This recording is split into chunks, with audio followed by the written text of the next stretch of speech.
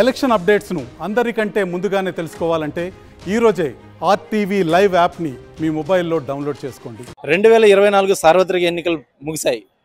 మొన్న 13వ తేదీన సార్వత్రిక ఎన్నికలు ముగిసినట్టు నుండి జూన్ 4వ తేదీ ఎప్పుడెప్పుడు వస్తుందా అనేది ప్రతి ఒక్కరు కూడాను వేచి చూస్తున్నారు.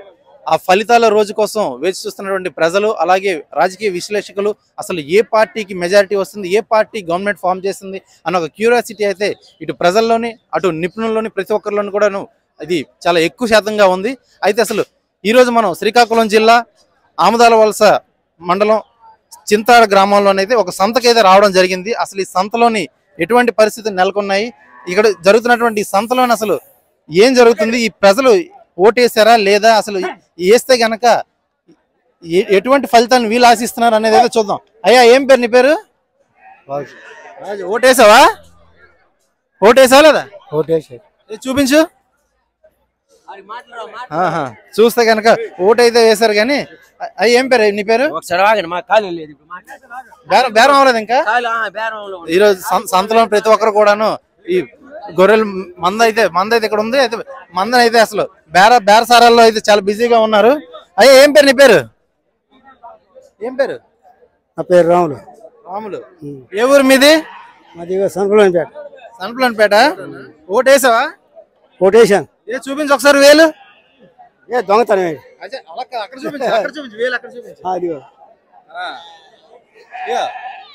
ఎవరు అసలు ఏ గవర్నమెంట్ వస్తుంది అనుకుంటున్నావు?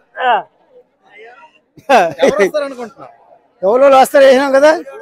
ఎవరు వస్తారు? వీళ్ళిద్దరిలోనే వస్తారు. మన ఈ రోజు వర్షం పడుతుందా పడదంటే ఏం చెప్తావు? వర్షం పడితే పడుతుంది, లేకపోతే లేదు. అదే ఎవరండి మీది? సనపలపేట. ఓటేసారా? చూపించండి, మా కెమెరాకి చూపించండి. ఓకే, అసలు ఇప్పుడు ప్రెసెంట్ సిచ్యువేషన్ చూసుకుంటే ఏపీలోని ఇంతకు ముందు అయితే ఈ గవర్నమెంట్ ఫామ్ చేస్తుందని ప్రజల్లోనైతే అసలు అంటే క్లియర్ కట్ గా ఉండేది. కానీ ఇప్పుడు చూస్తే మాత్రం ఎవరు వస్తారా ఏంటని ఒక కూటమి వస్తుంది. కన్ఫర్మ్ 90 నమ్మకంగా ఎలా చెప్పగలుగుతారు? 99%. అంతే. ఇక్కడ సంక్షేమ పథకాలు అయితే ఇచ్చాడు, అభివృద్ధి లేదు. మెయిన్ అభివృద్ధి లేని వచ్చి జనాలంతా మారిపోయారు. అంటే ఇక్కడ మీరు నియోజకవర్గం వైజ్ మాట్లాడుతున్నారా, జిల్లా వైజా, లేకపోతే స్టేట్ వైడ్ గా మాట్లాడుతున్నాం? మొత్తం ఇక్కడ వస్తే వైసీపీకి 2 వస్తాయి. శ్రీకాకుళం వస్తే వైసీపీకి 2, మిగతాదంతా అటు కూటమి అయితే కన్ఫర్మ్ గవర్నమెంట్ కన్ఫర్మ్. చూస్తే కనుక ప్రెసెంట్ ఇక్కడ శ్రీకాకుళం అయితే కనుక వైసీపీకి ఒక రెండు సీట్లు మాత్రమే వచ్చే అవకాశాలు ఉన్నాయి. మిగతాదంతా కూటమి అయితే ఫామ్ చేస్తుందని చెప్తున్నారు. బ్రదర్, ఏ ఊరు మీది? ఇక్కడే సార్. ఇక్కడ అంటే చింతాడ, ఆంధ్ర వలస? సన్పులన్పేట. ఓటేసారా? వేసాను సార్. సార్ మా కెమెరా చూపిస్తారా? ఓకే, అయితే అసలు ఏంటి ప్రెసెంట్ ఎలా ఉంది ఇక్కడ సిచ్యువేషన్? ఏపీలో ఎవరు వస్తారని అనుకుంటున్నారు? గవర్నమెంట్ ఏది ఫామ్ చేస్తారు? తెలుగుదేశం వస్తుంది సార్, పక్క. ఏంటి అంత పక్కా ఎలా చెప్పగలుగుతారు? ఎందుకంటే తొలకసారి అవకాశం అనేది ఇచ్చారు కాబట్టి ఇప్పుడు ఆ అవకాశాన్ని ఎలా అనేది సద్వినియోగం చేసుకోలేదు కాబట్టి, కొన్ని అనుకునే షరతులను బట్టి నెరవేర్చలేదు కాబట్టి ఇప్పుడు అందువల్ల కొద్ది ప్రజలు అనే విధాలుగా మారారు. అది విషయం. అయ్యా, ఏం పేరు మీ పేరు? నా పేరు రమణమూర్తి. ఓటేసారా? ఇప్పుడున్న ప్రెసెంట్ సిచ్యువేషన్ లోని ఏ గవర్నమెంట్ వస్తుంది, ఏ గవర్నమెంట్ వస్తే బాగుంటుంది? జగన్ వస్తే బాగుంటుంది, వైసీపీ వస్తే బాగుంటుంది. వైసీపీ రావాలి. వైసీపీ వస్తే సంక్షేమాలే తప్ప అభివృద్ధి లేదని. ఎందుకు అభివృద్ధి లేదు? ఎక్కడ అభివృద్ధి లేదు, ఏ విధంగా లేదు. ఇరిగేషన్ డిపార్ట్మెంట్ లో ఎన్ని దగ్గర ఎన్ని ప్రాజెక్టులు ఇతను ఓపెన్ చేయలేదా? నీరు ఇవ్వలేదా? ఇది అవ్వలేదు. ఏదో ఇగో ఎక్కడి నుంచి ఇక్కడ 8 కిలోమీటర్ రోడ్డుకే అంతే తప్ప సంక్షేమం జరిగింది, అభివృద్ధి జరిగింది. పేద అట్టడుగు వర్గాలు ఉన్న పై స్థాయికి వచ్చారు. వాళ్ళ కొనుగోలు శక్తి పెరిగింది, వాళ్ళ విలువలు పెరిగాయి, వాల్యూ పెరిగింది అనమాట. ఇప్పుడు నేను బాగున్నాను నేను కాదు, అట్టడుగు ఉన్నవాడు కూడా పైకి రావాలి, అదే అతని ఉద్దేశం. అందుకు తర్వాత విద్యార్థుల భవిష్యత్తుకి బంగారు బాట అది. ఇప్పుడు అతను తీసుకునే నిర్ణయాలు కూడా అందుకు అతనే రావాలి. ఇప్పుడు ఇతను వస్తే ఏటవుతుంది? జన్మభూమి కమిటీలు అంటాడు, దోసుకుని దొబ్బుతారు, ఎంత మరి ఇంకేటి ఉండదు. అభివృద్ధి అని అంటే పెద్ద పెద్ద బిల్డింగ్లు కోరుకుంటున్నారా, రోడ్లు ఇవన్నీ కోరుకుంటున్నారా? రోడ్లు కావాలి. ఇప్పుడు ప్రజల జీవన విధానం అంటే వాళ్ళు పండించిన పంటలు కానీ ఇవి కానీ అన్ని అంటే రోడ్డు మార్గం అంటే రవాణా సౌకర్యాలు కావాలి. రవాణా సౌకర్యాలు ప్రతి దగ్గర ఉంది.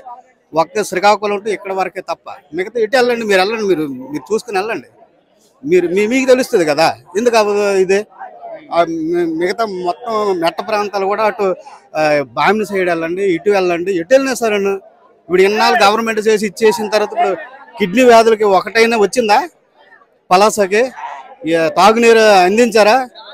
ఇప్పుడు 14 సంవత్సరాలు సీఎం అంటాడు, ఎలాగ ఇది అవుతుంది? అప్పుడు ప్రజలకు అదేంటి, ఇప్పుడే ప్రజలు గుర్తుకు వస్తారు. మరి ఇతను 5 సంవత్సరాలు వీటిలోనే ఇప్పుడు ఒక కిడ్నీ రీసెర్చ్ సెంటర్ అయితే తెచ్చారా? వాళ్ళు అక్కడ నుంచి వైజాగ్ ఎక్కడికి వెళ్ళాలంటే ఎంత డబ్బులు ఖర్చు పెట్టుకుని ఏది చెయ్యాలి? పేద ప్రజలు, నిరుద్యోగులకు ఉద్యోగాలు లేవు. ఉద్యోగులు ఎందుకు ఇవ్వలేదు? ఉద్యోగులు సచివాలయాల ద్వారా, వాలంటీర్ల ద్వారా, మెడికల్ డిపార్ట్మెంట్లో 53,000 ఉద్యోగులు ఇచ్చారు. ఎందుకు ఇవ్వలేదు ఉద్యోగాలు? మీరు మామూలు చూడు, ఇదేదో ఇదంటారు కదా, అది ఏంటంటారు, మనం రిపోర్ట్ మనం రాసిస్తే ఏ డిపార్ట్మెంట్ వాళ్ళే ఇస్తారు కదా, ఆర్టీఐ యాక్ట్ ప్రకారం కనుక్కోండి, ఎక్కడ ఇది అవ్వలేదు. మరి అదే విధంగా మరి ఇంటింటికి పెన్షన్లు, ఇంటింటికి రేషను, ఈ పథకాలన్నీ, నవరత్నాలు, విద్యాదీవెన, ఇది అంటే పేదవాడికి ఎక్కువగా ఉపయోగపడతాయి, పెద్దోడికి ఎవరికి ఉపయోగపడదు. ఇప్పుడు పరిశ్రమలు పెట్టినాడుకో, లేకపోతే బాగా డబ్బులు ఉండే వాళ్ళకి, ఆడికి ఎవరికి ఏదో ఉపయోగపడదు. కానీ ఈ పేద ప్రజలు ఎక్కువ మంది ఉన్నారు. ఇప్పుడు మన జీవన విధానంలో మనం చూస్తే పేదలే కదా ఎక్కువ. వాళ్ళని మీదకి తీసుకొని రావాలనే తాపత్రయంతో, ప్రయత్నంతో అతనే వస్తాడు. వైసీపీ ప్రభుత్వం అయితే పేదల ప్రభుత్వం అంటారు. మరి అంతే, అసలు పేదలు పెన్నిదే జగన్. ఇప్పుడు ఇంతవరకు పేదవాడికి ఎవడు చూడలేదు ఈ విధమైనటువంటిది. ఇంకా రాజశేఖర్ డేట్స్ ఫీజు రీయింబర్స్మెంట్ 108 ఆరోగ్యశ్రీ పెట్టాడు అతను, అందుకని గుండెల్లో ఉన్నాడు. ఇంకా ఇప్పుడు మిగతా అవి కొనసాగిస్తూ ఇతను ఇంకా పెడతాడు. కాబట్టి రాజశేఖర రెడ్డి కంటే ఇంక జగనే బాగా గుర్తుండిపోతారు. అది దాని అర్థం. చూస్తే కనుక ఓటర్లు అయితే మాత్రం వారి అభిప్రాయాలు అయితే స్పష్టంగా చెప్పడం జరుగుతుంది. అలాగే చూస్తే కనుక ఇక్కడ అసలు టీడీపీకి ఎందుకు ఓటు వేయాలి, అసలు వైసీపీకి ఎందుకు ఓటు వేయాలి, లేదా టీడీపీ వస్తే ఏం జరుగుతుంది, వైసీపీ వస్తే ఏం జరుగుతుంది అంటే ప్రజల్లో మాత్రం ఒక స్పష్టత అయితే ఉంది. అయ్యా, ఏం పేరు? అర్జున్. ఎలా ఉన్నారు? బాగున్నారా? మనం ఓటేసారా? అయితే ప్రజెంట్ రాష్ట్రంలోని ఏ ప్రభుత్వం వస్తే బాగుండని మీకు అనిపిస్తుంది? అంటే ఏ ప్రభుత్వం వస్తుందని మీరు అనుకుంటున్నారు? తెలుగుదేశం వస్తుంది అనుకుంటున్నాను. అంత గట్టిగా ఎలా చెప్పగలుగుతున్నారు? మరి అలాగే ఉంది, సందర్భాన్ని అభిమానం. మీరు ఓటేసారా? వేసాను. ఎక్కడ, ఏ ఊరు మీది? మాది అనకాపల్లి జిల్లా, వెలమంచల నియోజకవర్గం, రాంబిలి మండలం. ఒకసారి మీరు ఓటేసి చూపించండి. అది ఇప్పుడు చెప్పండి, అసలు రాష్ట్రంలోని ఇప్పుడున్న పరిస్థితుల్లోని ప్రతి ఒక్కరు కూడాను ఏ ప్రభుత్వం వస్తే కనుక ఎంత మెజారిటీతో వస్తుంది అనే ఒక ఉత్కంఠత అయితే జగన్మోహన్ రెడ్డి సీఎం గా 5 ఏళ్ళు పరిపాలన చేశాడు, తప్పలేదు, మేము ఎట్లేదు, బాగా చేశాడు, అన్ని బాగున్నాయి. కానీ వేస్ట్ పథకాలు పెట్టించి జనాలతో ఆక్రమించుకోవడం అది తప్పుడు రాజకీయం. రాష్ట్ర అభివృద్ధి చేసి మీరు జనాలను ప్రేమిస్తే మేము కూడా అతని అభిమానం, అది ఆయన జనాల అభిమానంగా చూశాడు. కానీ ఆకట్టుకున్నాడు మాట. అంటే నేను నెక్స్ట్ 5 years మళ్ళీ ఎలా గెలిచి నన్ను చేయాలని చేశాడు తప్ప కానీ మనం జనాలకి మన రాష్ట్రాన్ని అభివృద్ధి చేయలేదు అతను. నాకు తెలిసే వరకు నేను చెప్తున్నాను, మీ అభిమానం ఎలా నాకు తెలియదు, నా అభిమానం కూడా చెప్తున్నాను. రాష్ట్ర అభివృద్ధి మనకు చేయలేదు. నేను 18 ఏళ్ళు వచ్చిన ఆడమనిషి నా ఓటు రప్పించుకోవాలని చేశాడు. ఆటో వాళ్ళు 10,000 రూపాయలు ఇచ్చి ఆ ఓటు నన్ను రప్పించుకోవాలని చేశాడు. మిషన్ కూడా 10,000 రూపాయలు ఇచ్చి ఆ ఓటు నేను రప్పించుకోవాలని చేశాడు తప్ప కానీ ఈ 10,000 ఇద్దాము, ఈ జనాలు బాగుపడిద్దామని చేయలేదు. 10,000 రూపాయలు ముందు చూపిస్తున్నాడు, వెనక కొత్త వెనకాల 20,000 రూపాయలు దెబ్బతున్నాడు ఆయన. మాకు ఏంటంటే అభిమానం, నేను ఆటో డ్రైవర్ను, 10,000 నాకు ఇస్తున్నాడు, మా ట్యాక్స్ రూపంగా ఇన్సూరెన్స్ పక్కగా 20,000 రూపాయలు తీసేస్తున్నాడు. నీకు ఎందుకు సుఖమైన ఉంటుంది? అలాగే మాకు ఇచ్చిన సుఖమైన ఉంది. అమ్మఒడి పెట్టాడు, పథకం బాగుంది, మేము కాదన్న చాలా బాగుంది. 15,000 రూపాయలు అన్నాడు, 14,500 ఫస్ట్ ఇచ్చారు, తర్వాత 13,000 రూపాయలు ఇచ్చారు. అలా రౌండ్కి తగ్గించేస్తున్నారు ఆయన. ఆ పథకం ఒకటి బాగుంది, పిల్లల గురించి పెట్టారు, బాగుంది. మిగతా పథకాలకు నచ్చలేదు, నా వరకు నచ్చలేదు. అలాంటి అభిమాన వాళ్ళ గురించి రాష్ట్ర అభివృద్ధి గురించి చేయాలంటే చంద్రబాబు నాయుడు అభివృద్ధి చేశాడు. మన రాష్ట్ర రాజధాని కట్టాడు, ఈయన వచ్చి అక్కడ వంటలు వండుతున్నాడు. ఆ రాష్ట్ర అన్ని దాటిలే చెదపట్టిపోయినాయి. ఆ చెదపట్టిపోయిన దాటిలో కొద్దిగా చెదలు దురిపి శుభ్రంగా చేస్తే బాగుంది కదా, శుభ్రంగా నాశ పెట్టేసి ఉన్నాయి. అలాంటి పథకాలు చేయవలసినంత చంద్రబాబు నాయుడు గెలిస్తే ఇవన్నీ బాగా లెవెల్ చేస్తారని అనుకుంటున్నాను. చంద్రబాబు నాయుడు, జై చంద్రబాబు నాయుడు. రాజధాని విషయంలో చెదలు పట్టేసింది అంటున్నారు కదా, ఒకే దగ్గర ఒక రాజధాని ఉంటే బెటరా, 3 దగ్గర 3 రాజధానులు ఉంటే బెటరా? 3 దగ్గర 3 రాజధానులు ఉంటే మన ఏటి ఉపయోగం చెప్పండి ఒక రకంగా. అంటే మన విశాఖపట్నం రాజధాని పెట్టాడనుకో అక్కడ అభివృద్ధి అవుతుంది, గుంటూరులో పెట్టాడు అక్కడ అలాగ అభివృద్ధి అవుతాయి. కానీ 3 రాజధానులు పెట్టాడు సుఖమే ఉంటుంది. 3 రాజధానులు పెట్టాడా? అప్పుడు అమరావతిలోనే పెడితే ఒకే దగ్గర అభివృద్ధి అంతా ఉండిపోద్ది కదా. ఉండిపోద్ది. మరి ఏది దాన్ని ఇప్పుడు ఇప్పుడు డెవలప్మెంట్ చేశారా? దాన్ని కూడా చెదలు పెట్టేసి నాశ పెట్టేసే కదా, పట్టి దాంట్లో ఎరగొట్టడం కట్ట చేశారు కదా. ఎందువల్ల చేయడం? ఇప్పుడు దేనో డెవలప్మెంట్ చేస్తే బాగుంది కదా. ఇప్పుడు ఆయన ఒకటి కట్టారండి, ఇప్పుడు ఈ 3 అన్నారు, 3 ఒకటే నిరూపించి చూపించు మనం చూపించలేదు కదా, అనేసరికి నేను చేయలేదు కదా. ఎందుకు అనుకున్న మాటలు చూపించే ప్రక్రియలోనే అయితే 5 సంవత్సరాల కాలపరిమితి అయితే పూర్తి అయిపోయింది అనేది వారు చెప్పుకుంటూ వస్తున్నారు. దానిపైన మీరేమంటారు? అలాగే చెప్పడం వేస్ట్. ఈ పథకాలు పథకాలు పెట్టడం వేస్ట్. మీరు రాష్ట్ర అభివృద్ధి చేయండి, నేను ఓటు ఆయనకి వేస్తాను. నేను అభివృద్ధి చేయలేదు అనిపించింది కాబట్టి నేను ఓటు ఆయనకి వేయలేదు.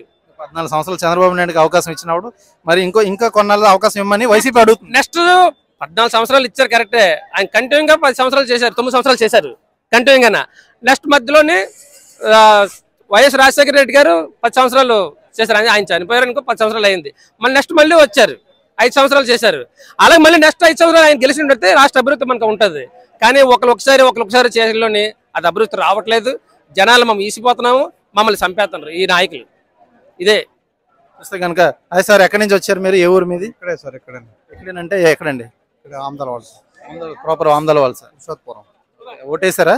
ఓటేసాం. సార్ మా కెమెరా వైపు చూపించండి సార్. ఓటేస్తే మీ వేలు చూపించండి ఓటేసింది.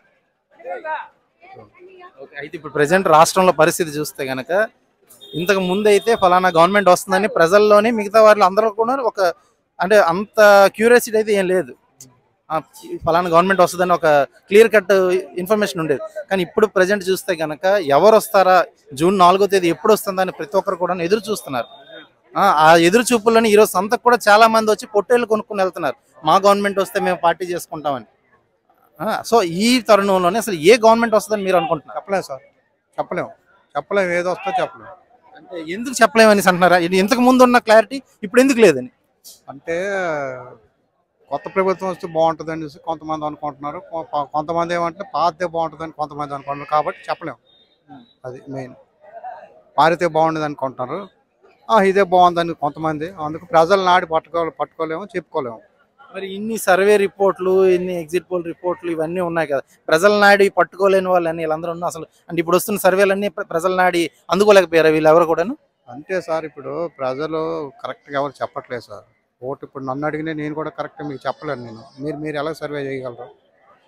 అందుకని ఆవిడ ఆత్మసాక్షిగా ఆడు ఓటేస్తాడు. మనసులో మాట ఏంటంటే ఇప్పుడు చెప్పలేకపోతాను అనమాట, నాటి చెప్పలేము. సర్వే అంటే ఇక చేయొచ్చు, దానికి ఏముంది. అది చూస్తే కనుక ప్రస్తుత రాష్ట్రంలో పరిస్థితి అయితే కనుక మునిపట్లా లేదు. ప్రతి ఒక్కరు కూడాను ఇంతకు ముందు ఎలక్షన్లు అయితే ఫలానా గవర్నమెంట్ వస్తుందని ఒక క్లారిటీ అయితే ఉండేది. కానీ ఈసారి అయితే అంత సైలెంట్ ఓటింగ్ అవటం వల్ల అటు ప్రజల్లోని అలాగే ఇటు రాజకీయ విశ్లేషకుల్లోని ప్రతి ఒక్కరిలోని కూడాను ఆ ఉత్కంఠత అయితే ఇప్పటికీ అలానే ఉంది. జూన్ 4 ఎప్పుడు వస్తుంది, కౌంటింగ్ ప్రక్రియ ఎప్పుడు స్టార్ట్ అవుతుంది, ఏ గవర్నమెంట్కి అత్యధిక సీట్లు వస్తాయి, ఎవరు గవర్నమెంట్ ఫామ్ చేస్తారు అనేది అయితే మాత్రం ఒక క్యూరియాసిటీ ప్రతి ఒక్కరిలోనే ఉంది. ఈ క్యూరియాసిటీకి తెరపడాలి అంటే జూన్ 4వ తేదీ ఖచ్చితంగా రావాలి. ఆ రోజే బలాబలాలు తేలుతాయి, ఎవరు అధికారం చేపడతారనేది మాత్రం స్పష్టం అవుతుంది. ఆమదాల వలస నుండి వీడియో జర్నలిస్ట్ రామకృష్ణతో సురేష్, RTV శ్రీకాకుళం. మరిన్ని వీడియోస్ కోసం ఛానల్ ని సబ్స్క్రైబ్ చేయండి. లేటెస్ట్ అప్డేట్స్ కోసం వాట్సాప్ ఛానల్ ని ఫాలో చేయండి. అండ్ లింక్ డిస్క్రిప్షన్ లో ఉంది.